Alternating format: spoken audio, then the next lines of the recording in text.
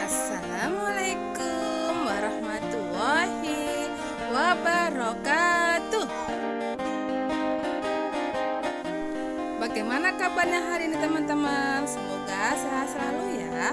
Selamat datang di Sentra Persiapan B bersama Bu Puji. Tema kita kali ini masih tumbuhan di dalam Al-Quran. Subtemanya bawang putih.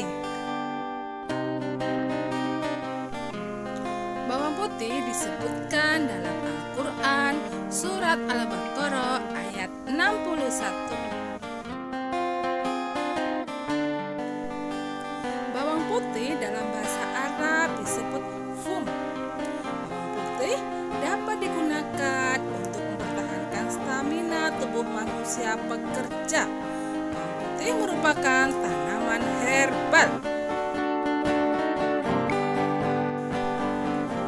Bawang putih tumbuh secara berumpun dan berdiri tegak sampai setinggi 30-75 cm. Bawang putih dapat digunakan sebagai bumbu masakan.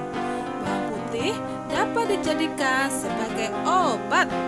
Bawang putih dapat dijadikan minyak yang berguna untuk mengobati penyakit jantung koroner. Sebelum mulai berkegiatan, kita baca basmalah bersama-sama yuk. Bismillahirrahmanirrahim.